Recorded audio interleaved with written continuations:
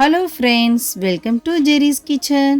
இன்றைக்கி நம்ம ஜெரிஸ் கிச்சனில் ஜவ்வரிசி வடை எப்படி செய்கிறதுன்னு தான் பார்க்க போகிறோம். வாங்க இப்போ வீடியோக்குள்ளே போகலாம். ரொம்ப டேஸ்டியாகவும் குயிக்காகவும் வேலையை முடிச்சிடலாம் நம்ம. அதுக்கு நான் 1 கப் அளவுக்கு மாவு ஜவ்வரிசி எடுத்திருக்கேன். இதை சாதாரண தண்ணியில் கழுவிட்டு சுடுதண்ணியில் நம்ம 3 மணி நேரத்துக்கு ஜவ்வரிசியை ஊற வைக்கணும். ஜவ்வரிசி 3 மணி நேரம் ஊறினதுக்கப்புறம் ஒரு பவுலில் நம்ம எடுத்து சேர்த்துக்கலாம். ஒரு காரத்துக்கு ஒரு பச்சை மிளகாய் எடுத்திருக்கேன், அதையும் பொடிசாக கட் பண்ணி நம்ம சேர்த்துக்குவோம். இஞ்சி துருகுனது பொடிசாக கட் பண்ணி எடுத்து வச்சுருக்கோம், அதையும் சேர்த்துக்கலாம். கருவேப்பிலை கொத்தமல்லி பொடிசாக கட் பண்ணி வச்சுருக்கோம்.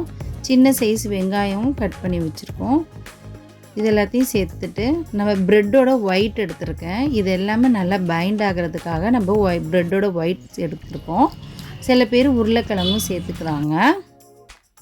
ஆனால் ப்ரெட்டோட ஒயிட் போட்டு செய்யும்போது ரொம்ப டேஸ்டியாக இருந்துச்சு. வேர்க்கடலை ஒரு 1/4 கப் அளவுக்கு வறுத்து பொடி பண்ணி இதோட சேர்த்துருக்கோம்.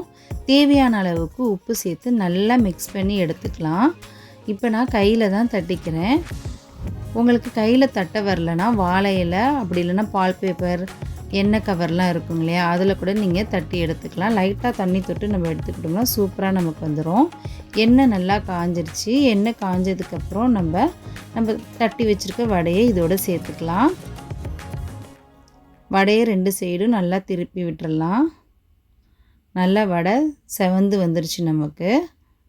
இப்போ இதை ஒரு பாத்திரத்தில் எடுத்துக்கலாம். இது மட்டும் நம்ம தட்டி வச்சுருக்க எல்லா வடையும் போட்டு எடுத்துக்கலாம். ரொம்ப டேஸ்டியாகவும் சூப்பராகவும் இருந்தது. நீங்களும் உங்கள் வீட்டில் ட்ரை பண்ணி பாருங்கள். இந்த ரெசிபி உங்களுக்கு பிடிச்சிருந்துச்சுன்னா லைக் பண்ணுங்கள், ஷேர் பண்ணுங்கள், சப்ஸ்கிரைப் பண்ணுங்கள்.